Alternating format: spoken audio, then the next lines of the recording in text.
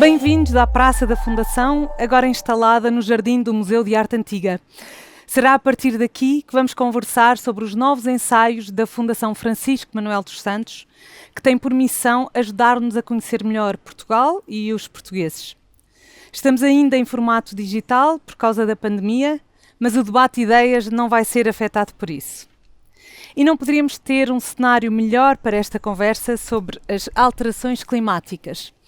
Através deste ensaio, ficamos a saber quais são as causas das alterações climáticas e o que está a ser feito para as enfrentar.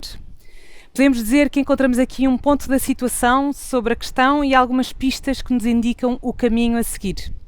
O livro é de Filipe Duarte Santos, professor catedrático da Faculdade de Ciências da Universidade de Lisboa, presidente do Conselho Nacional de Ambiente e Desenvolvimento Sustentável e membro do painel intergovernamental sobre mudanças climáticas.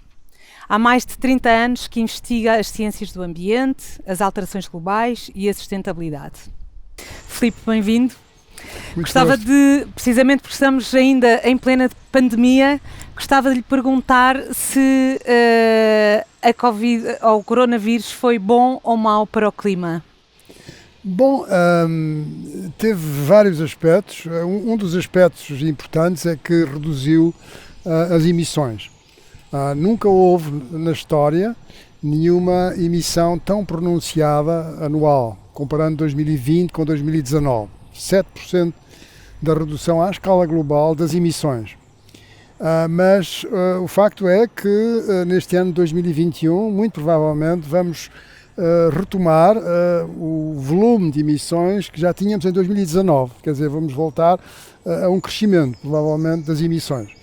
Mas, por outro lado, penso que, enfim, esta é a minha interpretação, penso que o Covid-19 alertou uma parte significativa da população humana para questionar, para se interrogar sobre a relação da humanidade com o meio ambiente.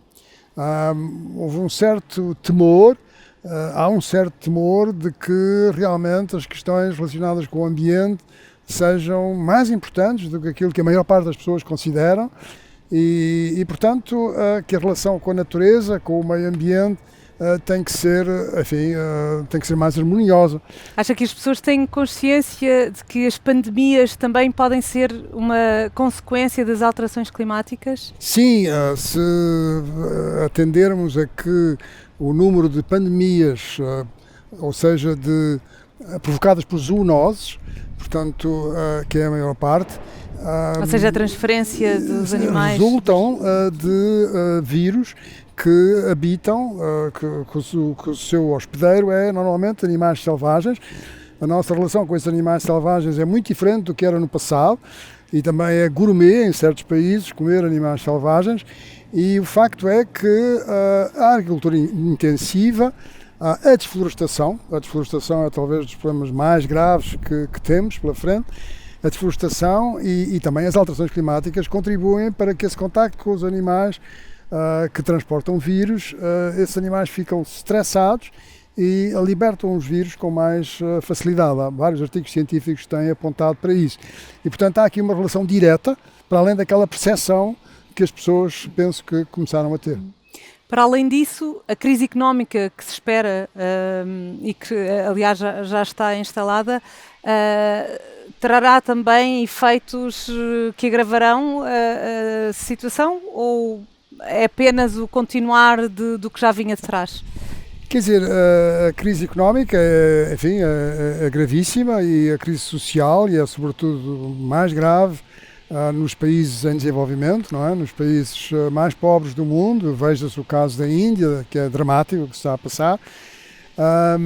Mas enfim, é inevitável e chama a atenção, ou exige, parece-me a mim, uma maior solidariedade entre os países e de facto uma outra postura que devemos ter relativamente ao conjunto da humanidade e ao conjunto dos países que são... Nós somos países privilegiados, não é? Nós estamos em países privilegiados, temos uma economia avançada, não é? E somos cerca de 20% da população mundial e portanto, se não houver essa solidariedade, Por exemplo, na questão da distribuição das vacinas, a crise social e económica será muito mais grave. Temos também connosco a Luísa Schmidt, pioneira da Sociologia do Ambiente em Portugal e coordenadora do Observatório de Ambiente, Território e Sociedade do Instituto de Ciências Sociais da Universidade de Lisboa, onde é investigadora.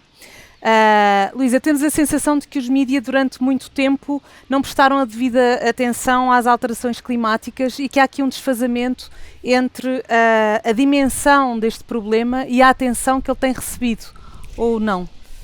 Bem, os mídias têm tido um papel decisivo em todas as questões e problemas ambientais e nas alterações climáticas também, pelas reportagens que fazem, por chamarem os cientistas a debatê-los, pelos documentários que também divulgam. Portanto, há aqui um papel que tem sido ao longo dos tempos, portanto, desde que os problemas começaram, muito importante para as alterações climáticas também, e continuam a sê-lo. O que pode ter acontecido, inclusivamente, lembro-me, há 2 anos, em 2019, houve aquele conjunto de 250 meios de comunicação social que durante uma semana, nas vésperas da grande cimeira das Nações Unidas, promovidas pelo Guterres, pelo secretário-geral das Nações Unidas, António Guterres, em Nova Iorque, esses tais 250 meios de comunicação social fizeram durante uma semana uma série de reportagens e de trabalhos de fundo sobre as alterações climáticas. Portanto, este papel é o único, é decisivo e não é dispensável. Agora, é certo também... Mas chegou a tempo essa atenção ou já veio um pouco tarde? Chegou a tempo e até temos alguns indicadores para isso. É evidente que também é preciso dizer que a pandemia tornou-se de tal maneira obsessiva que também, enfim, destronou alguns dos temas que estavam já muito lançados na agenda pública e política. Isso é verdade, não é? Porque é verdade também, como disse o Filipe, que elas, atrás de si, como se relacionam no fundo com o excesso de intrusão na natureza e com as alterações, com a afetação da biodiversidade e também, também acabaram por chamar a atenção a essas grandes crises da biodiversidade e também das alterações climáticas, que agora estão completamente na ordem do dia outra vez. Basta nós pensarmos que os inquéritos mostram isso. Há inquéritos europeus, o European Social Survey, por exemplo, tem 3 anos, tem 2, 3 anos, mas muito recentemente, deste ano, o inquérito lançado pelas Nações Unidas, em 50 e tal países, todas as regiões do mundo, mostra que esta é a grande preocupação das pessoas e também no Global Risks, naquele report, no Global Risk Report, aparecem os 5 principais riscos ligados às questões ambientais e as alterações climáticas estão lá. Portanto, neste momento eles estão nas agendas todas, do Papa ao Guterres, do Biden ao Fórum Económico, ao Fórum Davos. No fundo, nós tivemos, já o ano passado, o Fórum Davos, portanto, onde se reúnem os países mais poderosos do mundo, estavam muito preocupados com a afetação que os problemas ambientais estavam a criar aos negócios, e este ano o Fórum Davos abriu com a senhora Ursula von der Leyen a explicar o Pacto Ecológico Europeu. Portanto, estão completamente na ordem do dia outra vez, sendo certo que, como eu disse, a pandemia realmente também trouxe, por um lado, suspendeu um pouco, mas agora, ao trazer mais atenção e ao gerar mais atenção sobre as questões da natureza, da biodiversidade e as grandes ameaças que nos trazem também as alterações climáticas, acabou por recolocar o problema na agenda e os mídias, ainda agora tivemos a pré-COP, não é? Com bastante cobertura mediática, que o presidente Joe Biden quis fazer, no fundo, como uma antecipação da COP de Glasgow no fim do ano, e a cobertura foi enorme e, portanto, creio que neste momento estamos outra vez no com os holofotes direcionados para o sítio certo. Exatamente.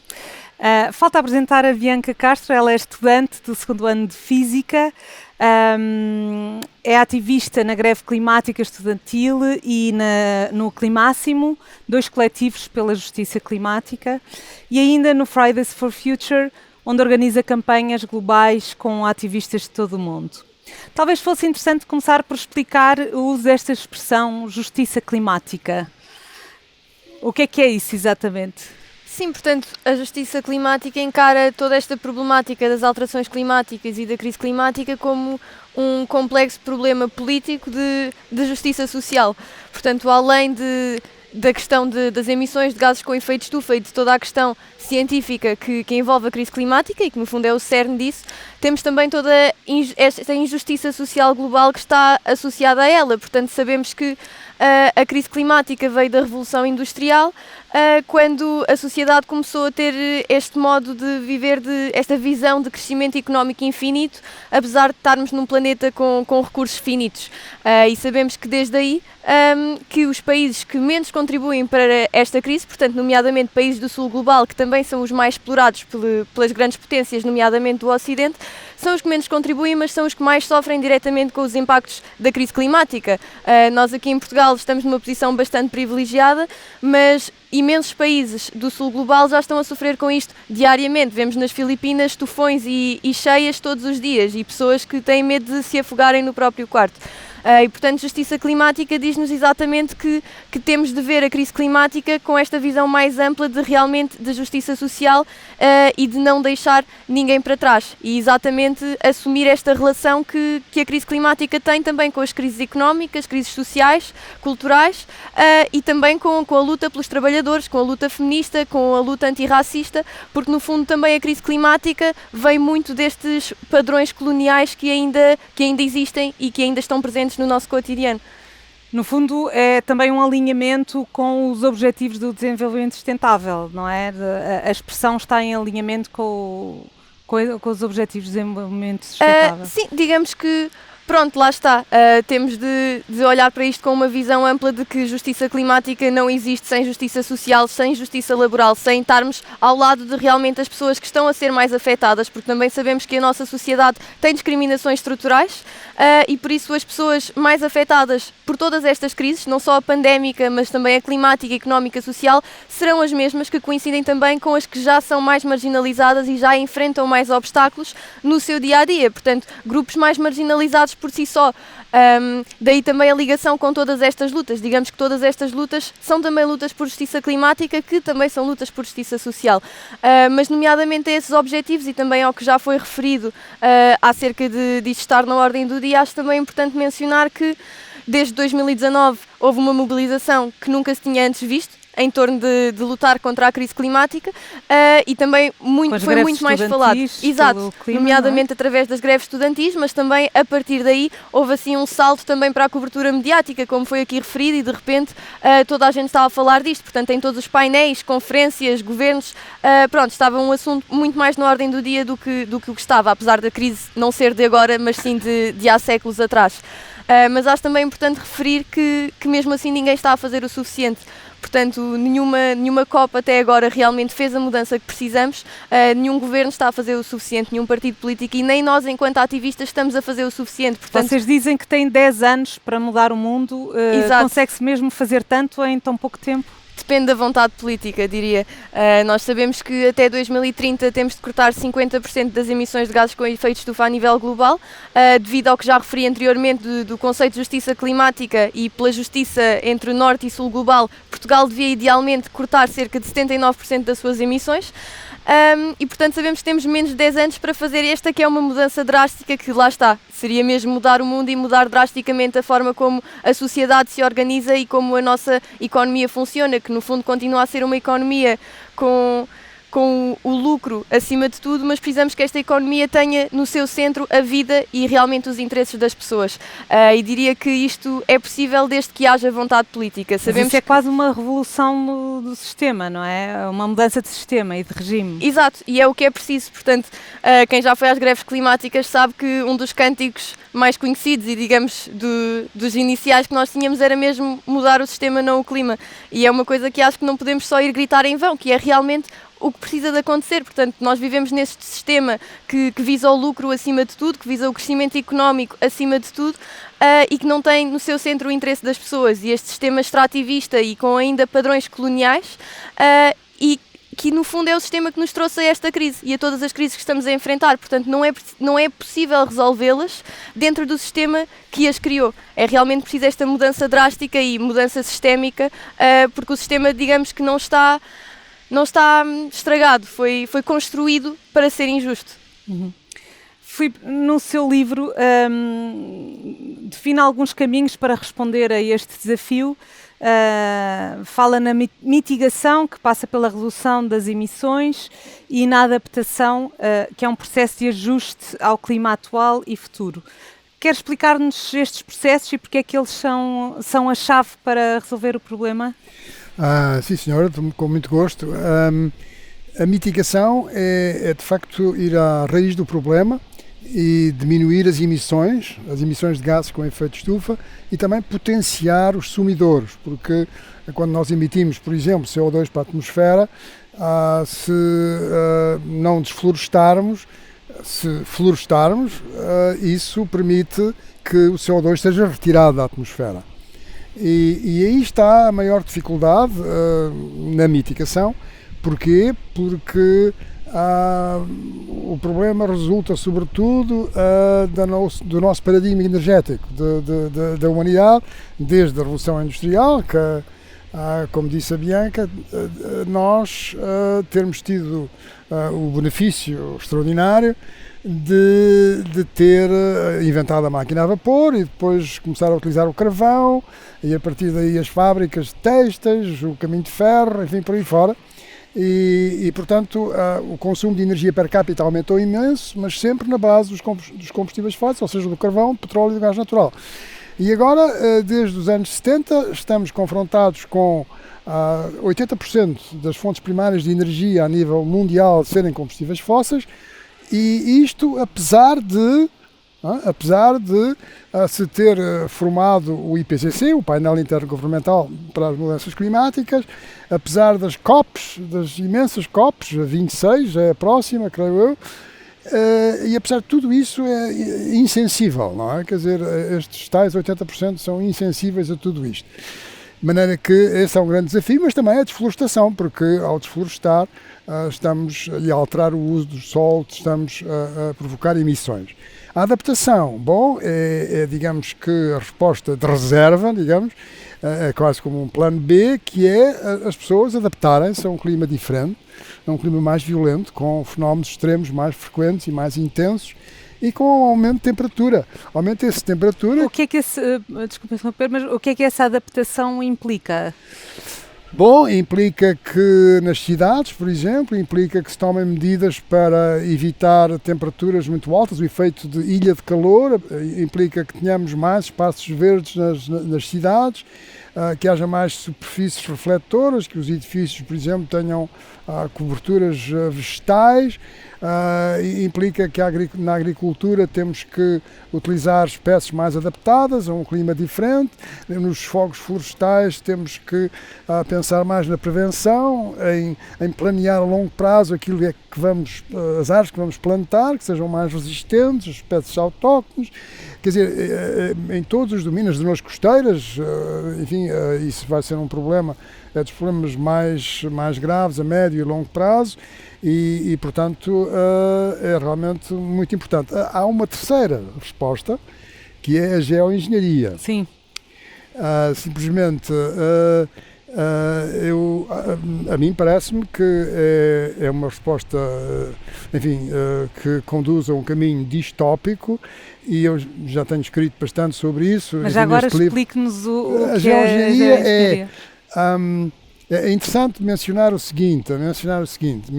que no primeiro relatório que foi apresentado ao Sr. Presidente dos Estados Unidos, se a memória não me falha, Lyndon Johnson, sobre as alterações climáticas, pelas primeiras pessoas que estudaram este assunto, e então eles reconheciam que ia ser um problema para a humanidade, mas não punham a hipótese de deixar de consumir combustíveis fósseis. Essa hipótese era a aposta de parte. E então o que se deveria fazer era aquilo em inglês chama-se countervailing measures, ou seja, medidas que iriam compensar o efeito das alterações climáticas, está a ver? E a partir daí isso significava que continuava-se a poder consumir combustíveis fósseis, mas a temperatura, por exemplo, a temperatura média global, em vez de aumentar, estabilizava, diminuía. E como é que isso se faz? Com um vulcão. com um vulcão. Quer dizer, um vulcão emite grandes quantidades de poeiras e de aerossóis para a atmosfera, para a estratosfera, e isso implica que a temperatura baixa, e nós sabemos que isso acontece. E, quanto a mim, há o perigo de que os governos comecem a financiar a investigação neste domínio e, portanto, enfim, é a terceira resposta, mas que me parece que é de todo de evitar, porque tem consequências colaterais quer dizer, estamos a fazer duas alterações climáticas. E se calhar um pouco imprevisíveis também elas Exatamente, próprias, quer dizer, duas alterações climáticas, uma para compensar a outra, que não compensa completamente, e portanto parece-me extremamente perigoso. Mas esta última, diga. Não, e sem saber as consequências, que no fundo podem ser perversas, não é? Exatamente, Claro. Quer dizer, porque, Mas está a ser encarada ainda com uma possibilidade séria? Sim, ou dou-lhe um mais exemplo. uma hipótese sem estudo? Não, quer dizer, dou-lhe um exemplo muito concreto. Há uma Universidade de Harvard, que é a universidade que tem é a universidade mais rica do mundo, é aquela que tem efetivamente donativos em maior valor. É uma universidade que tem um grupo de investigação sobre a geoengenharia e que tem uma experiência chamada SCOPEX, que era para ser feita nos Estados Unidos, mas depois houve um problema e houve uma tentativa que fosse feita na Suécia, na Lapónia, não propriamente emitir os tais aerossóis na estratosfera, mas testar o equipamento. Quer dizer, tudo isto é interessante mesmo do ponto de vista científico, propriamente dito, está a ver? Mas a implicação que está aqui, quer dizer, a transição aqui que me parece perigosa, é se os governos começam a financiar isto, porque até agora têm sido só entidades privadas, fundações, grandes bilionários, como por exemplo o Bill Gates e outras personalidades, portanto, pessoas que financiaram, as pessoas bilionárias, mas se os governos, e há uma grande pressão junto do presidente Joe Biden para começar a financiar, e isso parece-me de facto perigoso. E uma das consequências, tens que dizer, é que o céu pode deixar de ficar azul. Passa a ser sempre cinzento. Cinzento. Não queremos. As atuais previsões de que o aumento da temperatura poderá ser de 3,4% em 2100 significam o quê? Que planeta é que passaríamos a ter? Bom, eu já não terei digamos, não irei estar num planeta com essa temperatura, mas pessoas jovens, não é? Quer dizer, pessoas jovens têm, há o perigo, não é? De que tenham. Neste momento a temperatura média global da atmosfera à superfície já aumentou de 1,1 graus. 1,5 era aquilo que é realmente indicado como desejável, 2 graus Celsius o limite, e 3,4 graus é realmente algo que tem consequências profundas sobre a qualidade de vida das pessoas. Há certas regiões, enfim, próximas do Equador, a certas horas e em certas circunstâncias as pessoas não podem trabalhar ao ar livre, não é? Quer dizer, enfim, podem estar ao ar livre, mas não durante muito tempo, e trabalhar, fazer um esforço físico não é possível. Só para dar uma ideia, porque aumentar a temperatura de 1 grau, ou de 2 graus, ou de 3 graus, é necessário consumir uma energia enorme, não é? Uma energia muito grande. A ver, o sistema fica muito mais energético e de facto isso tem consequências. Quer dizer, para a natureza, repara, a natureza acaba por se adaptar, porque o clima da Terra já foi no passado, mas temos que recuar cerca de 50 milhões de anos, já teve temperaturas cerca de 5 graus, não é? Mais elevadas que agora. Mas era completamente diferente, não havia calotes polares, está a ver? Portanto, nós estamos a transformar muito rapidamente, é isso que é novo para o planeta Terra. É a aceleração da mudança. É a aceleração, é a rapidez com que estamos a transformar, e portanto não é de modo nenhum aconselhável. Luísa, quais são os instrumentos que têm sido eficazes para mitigar as alterações climáticas? Bom, há várias, portanto, para além da tentativa dos acordos, não é? Os certificados de emissões, os certificados por exemplo, de emissões têm tido algum impacto positivo? Quer dizer, que se aplicam, por exemplo, em Portugal, têm tido algum impacto positivo, no sentido em que as emissões de carvão começa a ser muito caro, não é? Pagar a taxa de carbono, e, portanto, começa a não ser rentável. Não foi esta a única, mas é uma das razões porque a central de Sines, a central térmica a carvão, fechou. Portanto, a partir de certa e eu creio que o Filipe poderá confirmar, mas a taxa de carbono já ultrapassa os 50 euros, não é? A tonelada de carbono já está a 50 euros, já ultrapassou. Em Portugal não é? Em Portugal já ultrapassou. Ora, com esse montante elevado, começa a ser também até complicado para as centrais a gás, portanto é uma forma dissuasora. E há aqui um aspecto importante, é que isto não resolve, mas ajuda, não é? Já agora explique, em traços muito gerais, do que é que se trata dos certificados de emissão. As emissões, portanto, as indústrias, as empresas, sobretudo em Portugal, a questão da produção de energia através de centrais térmicas que utilizam combustíveis fósseis, emitem carbono, não é? Gases com efeito de estufa, carbono. E há uma taxa por tonelada de emissão. E essa taxa vai aumentar, tem o preço, paga-se um preço por essa taxa. Quando ela é muito baixa, não cria problemas. Quando ela se torna elevada, deixa de ser rentável e começa a ser necessário ou repensar aquele tipo de produção ou reduzir bastante essas emissões. Esse fundo, outra coisa aqui importante também, é que o resultado dessa taxa tem revertido para algumas outras medidas que são interessantes, por exemplo, o passo único, não é? Portanto, vão para um fundo chamado Fundo Ambiental, antes havia o Fundo de Carbono, agora há o Fundo Ambiental, que reúne, no fundo, todas as taxas que se aplicam às questões, que se ligam às questões ambientais, seja emissões de carbono ou outras coisas, ou outras da água, enfim, o princípio do poluidor-pagador.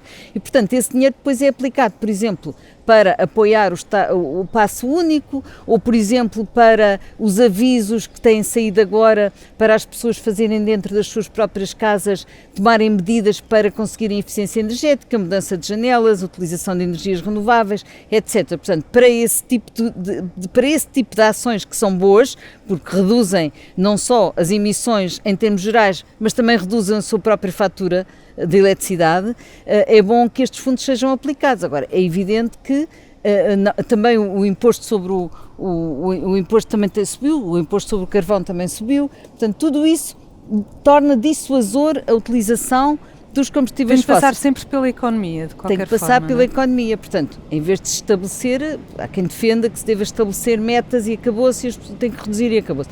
E eu julgo que as duas coisas não resolvem, mas acho que é importante haver estas medidas, digamos, que no fundo vão sendo medidas que também têm um efeito positivo para a sociedade, não é? Quando se aplica neste tipo de ajudas e de diferenças que eu aqui falei, de medidas que aqui falei. Diga, Filipe. Não, era só dizer que a taxa de carbono tem atualmente em Portugal o valor de 23 euros. 23,619 e é incorporada no imposto sobre produtos petrolíferos. E a média das taxas de carbono no mundo é 2 dólares, e para que, através desse mecanismo, que é realmente um mecanismo de mercado, e portanto é um mecanismo que funciona, enfim, na economia de mercado que existe globalizante, era necessário que tivesse o valor de 75 dólares para cumprir, está muito para não mas aumentou aquém. Bastante em Portugal. Mas aumentou bastante, no mundo, em Portugal aumentou já acima dos 50 euros. Já agora, o governo português, ou os últimos governos, têm dado os passos certos, na sua opinião? Depende das áreas, não é? Depende, não é? Nunca é suficiente a maneira como... têm dado alguns passos, mas não são suficientes, não é? Já agora deixa-me só referir que a partir de 13 de maio Portugal começou a consumir os recursos que só deveriam ser utilizados no início do próximo ano. O que significa que era preciso 2 planetas. Significa que é preciso mais de 2 planetas para sustentar o nosso nível de vida, não é? Se ele fosse generalizado. Exatamente. No ano passado, em vez de ser a 13 de maio, foi no dia 25 de maio, portanto um pouco mais tarde. Estamos a encurtar. Estamos a encurtar, o que é negativo, não é?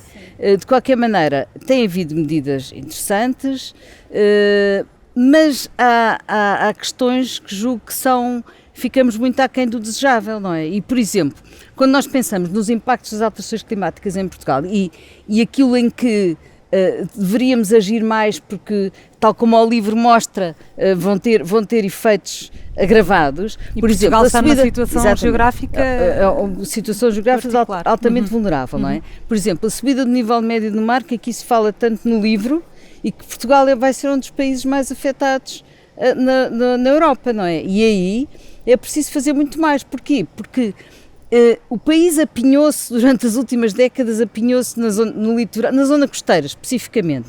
Nós construímos muito na zona costeira e vamos ter que tomar uma série de medidas porque efetivamente o mar está a subir, além do processo erosivo, não é, da erosão, que também há muito tempo afeta Portugal, e isso implica recuar determinado tipo de zonas, implica uma série de medidas diretamente aplicadas às zonas costeiras. Ora, uma das coisas que se deve desde já limitar e erradicar é, por exemplo, mais construção em zonas costeiras vulneráveis.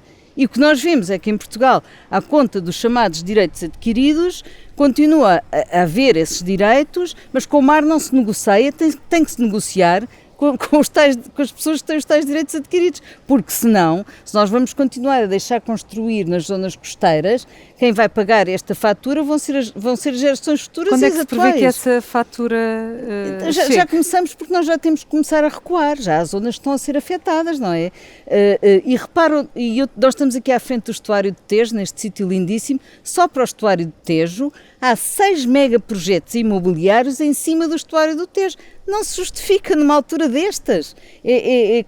Quando há um conhecimento científico que já fez entender que não vai ser possível manter esta situação tal como ela está neste momento. E, portanto, vai haver aqui impactos grandes, vai haver impactos sobre as pessoas que vivem aqui nestas zonas e que vivem nas zonas ao pé dessas zonas, por exemplo, do Jamor, toda aquela zona da Cruz Quebrada, etc. E depois quem é que vai pagar esses problemas e como é que se vai lidar com isto? Portanto, ao menos não cometer erros, não se pode estar a dizer, vocês têm que recuar.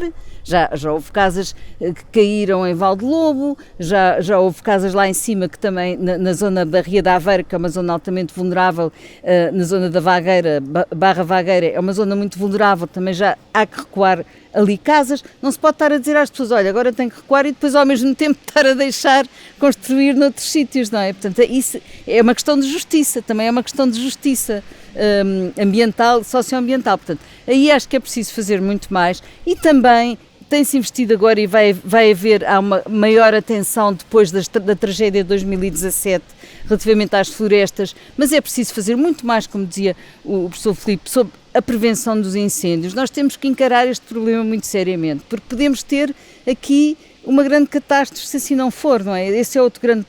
Essa pode ser uma das outras grandes afetações do país. E depois a questão da seca, a gestão da água. Portanto, tudo isto são matérias sobre as quais tem que haver políticas muito mais proativas, muito mais incisivas. É muito importante que haja tudo isto que falámos, da questão das energias renováveis, da aplicação dos avisos para as pessoas refazerem as suas casas, desde que isso também traga justiça, no sentido em que todas as pessoas tenham acesso e ajudas para poder reconverter as suas casas, porque nós também temos em Portugal um problema de pobreza, claro, não podem ser de as pobreza energética. Pessoas, Sim, e há muita falta de conhecimento sobre as questões energéticas, há uma certa iliteracia energética no país e, portanto, estes fundos têm que depois, ao mesmo tempo, ser divulgados para quem mais precisa poder aceder a eles. Portanto, isso aí é possível fazê-lo e eu espero que se faça isso, não é? Eles estão a abrir agora, portanto, espera-se que isso se consiga.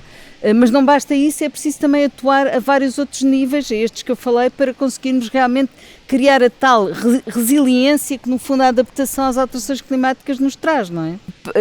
Pelo menos para a questão da zona costeira, devia-se criar a figura da emergência climática, que é uma figura jurídica que consegue impedir que uma série de projetos que estejam para ali planeados vão para a frente, porque depois serão gerações futuras a pagar, o que não quer dizer que não se indemnize as pessoas, evidentemente, dos direitos que têm. Mas esta figura da emergência climática é muito importante na nossa zona costeira. Bianca, já percebemos que é preciso, na sua opinião, uma mudança do sistema. Em relação às ações individuais, o que é que cada um de nós deveria estar a fazer? Acho que é engraçado que normalmente quando se fala na questão da crise climática, uma das primeiras coisas é ok, mas o que é que eu posso fazer no meu dia-a-dia para ajudar a resolver esta crise? E acho que apesar de ser obviamente imensamente positivo querermos mudar os nossos atos individuais e, digamos, ser um pouco da mudança que queremos ver no mundo. Penso que no final de contas e no ponto em que estamos e no quão grave a crise climática já se está a tornar, estas mudanças individuais que estão conforme a mudança que queremos ver no mundo, sim, mas são, apesar de eticamente relevantes, não são politicamente eficazes. E muito disto tem apenas a ver com matemática, no fundo. Portanto, se assumirmos que um português, em média, emite cerca de 6 toneladas de gases com efeito de estufa por ano, e pegarmos em 1000 portugueses, portanto 1000 cidadãos que digamos são quase como monges do clima, portanto fazem todos estes atos individuais de que ouvimos falar, não comem produtos de origem animal, não usam transporte individual, não viajam, pronto, não usam plásticos descartáveis, por exemplo, todas estas coisas que nós ouvimos dizer que são boas para o planeta. Se 1000 pessoas cumprirem isto à regra, à letra, Portanto, 1000 monges do clima. Exato. Iriam poupar nas suas vidas cerca de 400.000 toneladas de gases com efeito de estufa. Mas depois olhamos, por exemplo, para a central termoelétrica de Sines, que num ano emitia cerca de 6 milhões de toneladas de gases com efeito de estufa. E por isso, fazendo as contas, vemos que se estas 1000 pessoas dedicassem a sua vida a lutar para travar a crise climática e a organizar-se e a mobilizar-se coletivamente, e mesmo que a sua única vitória fosse fechar esta central termoelétrica de Sines, isto já seria 15 vezes mais eficaz do que juntando todos estes atos individuais, que no fundo também vêm de um local muito privilegiado. Portanto, acredito que obviamente que quem tem esta vontade e quem tem esta possibilidade acima de tudo, que é super positivo fazer estas mudanças também a nível individual, também para nos sentirmos bem com o que estamos a pôr no mundo, portanto dar um pouco de nós para resolver esta crise climática que vai afetar toda a gente, mas no entanto vem de um local privilegiado de, no fundo, nem toda a gente ter a possibilidade de fazer todas estas mudanças individuais. Já agora, Mas, Bianca, é importante que haja as duas dimensões, quer dizer, Claro, não pode claro. ser só em termos coletivos, a questão as opções das pessoas também são muito importantes, Claro, eu por acredito. diversas razões, não Sim, é? sim, Tudo sim. tudo é necessário nesta fase, não é? Sim, lá está, eu acredito que obviamente é importante e toda a gente que tem a possibilidade que os deve fazer, mas acho que ao mesmo tempo esta visão de quase pôr a culpa no consumidor, portanto Não, é isso. não é a culpa do consumidor. Não, mas é isso, ou seja, tem de haver as duas vertentes, mas sinto que o que acontece muito hoje em dia é que mesmo as multinacionais, que sabemos que são responsáveis por uma grande percentagem dos gases com efeito de estufa e por uma grande percentagem, no fundo, da crise em que estamos, que tentam também levar isto a um nível mais fundo de que nós somos os culpados pela crise e nós a fazermos estas mudanças individuais vamos resolver a crise climática, o que não é verdade. Portanto, acho que no fundo é mesmo conjugar isto, mas também ter a informação de que estas multinacionais fazem este chamado, o greenwashing, também tentando retirar-nos um pouco do nosso poder enquanto cidadãos e resumindo-nos um pouco apenas a consumidores, quando somos muito mais do que isso e temos realmente poder de nos organizarmos coletivamente na sociedade. portanto, é mais o poder para exigir a mudança do que para fazer a mudança. É isso? É ambos, diria, lá está, não desvalorizando os atos individuais, mas acho que ao lado deles tem de haver esta noção de também organização coletiva e de que realmente quem é que é o responsável pela crise climática, porque não somos nós a nível individual. Já agora, segundo alguns dados, o consumo de alimentos representa 32% da pegada ecológica em Portugal e os transportes 18%. Portanto, são aqui áreas em que se calhar cada um de nós pode ter o seu papel também, não é? Consumindo de uma forma diferente e deslocando-se de uma forma diferente. Tudo é necessário e, portanto, muitas vezes o que acontece é quando as pessoas começam elas próprias a fazer mudanças, as mudanças desenvolvem-se e vão para outros, e aumentam e, portanto, tornam-se elas próprias fatores de pressão sobre as políticas, não é? E sobre os hábitos e a maneira como nós podemos, de repente, como é que as coisas mudam, não é? Se nós tivéssemos uma receita para a mudança social, já não era precisa sociologia. Não há uma receita para a mudança social, mas na verdade ela existe e ela começa e muitas vezes começa de várias maneiras. Pode começar pelas pessoas a mudar, pode começar por uma maior consciência que as pessoas têm sobre aquilo que estão a fazer e o tipo de consumos que têm e o tipo de vida, o estilo de vida que fazem, e daí daí, digamos, contaminar positivamente outras e por aí fora. E as empresas também são necessárias, quer dizer, também é muito importante. Uma questão de democracia participativa e das pessoas se habituarem à ideia de que podem ter uma palavra a dizer sobre as questões que cabe ao governo resolver, mas que todos nós temos uma palavra a dizer, não é? Bianca, acha que a sua geração está mais vocacionada para aumentar essa participação, que tem sido baixa em Portugal? Sim, se calhar começando por pegar ainda no assunto vindo de trás, por exemplo, a nível dos transportes, é algo sobre o qual nos temos incidido bastante agora, tanto na greve climática estudantil como no Climáximo, que é precisamente a questão da aviação e em contraste, por exemplo, com a ferrovia. Portanto, sabemos que a ferrovia contribui em cerca de apenas 1% para a emissão de gases com efeito de estufa. E ao mesmo tempo sabemos que continua a haver este constante resgate da aviação, apesar de ser o meio de transporte mais poluente, e neste momento estamos a assistir à tentativa de construção do aeroporto de Montijo e expansão do aeroporto de Lisboa. Ao mesmo tempo que não se investe na ferrovia. Portanto, penso que estes tais atos individuais, lá está, que vêm das pessoas, de fazer estas escolhas mais sustentáveis, têm de vir também de haver essa possibilidade e dessa possibilidade estar disponível para toda a população. Por exemplo, investindo mais na ferrovia, que é uma forma mais sustentável de nos deslocarmos, em vez de o constante resgate à aviação, que sabemos que mesmo assim uma percentagem muito mínima da população tem acesso a. Portanto, também passa muito por, lá está, é o que eu estava a dizer antes desta questão dos atos individuais, também ver um pouco de um sítio de privilégio, que é realmente estas oportunidades de fazer estas escolhas, que sim são mais sustentáveis, mas não estão disponíveis ainda a toda a população e, portanto, também vem muito desta, lá está, mudança de visão de economia e de sociedade para que isto realmente se torne uma possibilidade para toda a população. E quem diz transportes diz também a questão da alimentação e de tornar isto mais acessível e também de expandir mais esta informação e de realmente ir às escolas, falar sobre estas temáticas, falar sobre as possibilidades e ter todo este processo de comunicação e de consciencialização da população, ao mesmo tempo que há esta mudança também governamental de realmente tornar isto possível. E aí, em relação ao papel das escolas, sem dúvida que as greves pelo clima também foram fundamentais para alertar os jovens e para pôr as escolas também a pensar sobre o assunto, não é? Filipe, estamos mesmo a terminar, infelizmente. Quais são os sinais que nos permitem algum otimismo? Bom, eu penso que há uma maior consciência da situação em que estamos. Foi aquilo que a Luísa já disse e que penso que é um facto e, portanto, isso é um sinal positivo. Mas eu gostava de dizer o seguinte em relação a este debate que houve aqui, que penso que é muito importante e que é o seguinte, é que, reparem, quer dizer, a humanidade tem vivido sobre o paradigma, como a Bianca disse, do crescimento, não é? Quer dizer, desculpem eu referir um livro que escrevi, que não é este, é o outro, em inglês, que se chama Time, Progress, Growth and Technology, How Humans and the Earth are Responding. E portanto, desde a Revolução Industrial, nós ficámos inebriados com o crescimento. Quer dizer, quando se vê, por exemplo, a população, o consumo de energia per capita, o PIB per capita, são tudo curvas exponenciais impressionantes.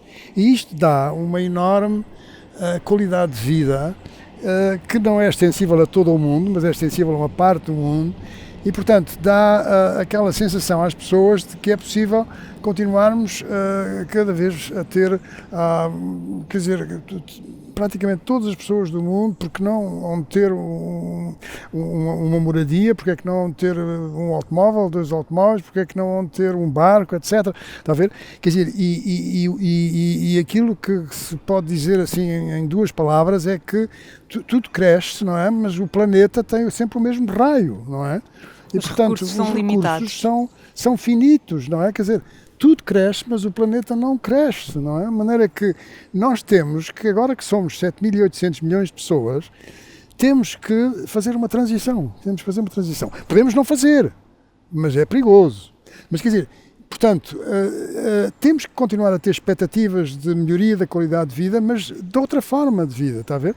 E, portanto, transmitir isto é muito difícil. E praticar isto é muito difícil.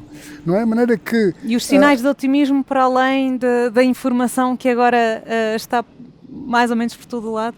Não, quer dizer, o sinal de otimismo, repare, nós estamos na União Europeia, integrados na União Europeia, e a União Europeia é, de longe, a região do mundo que lidera este processo, porque comparado com os Estados Unidos,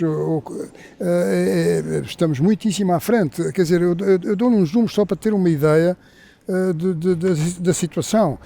Per capita, as emissões de gases com efeito de estufa nos Estados Unidos são 16 toneladas de CO2 equivalente, 16. Na União Europeia são 6,7, na China são 7,1 e na Índia são 1,9.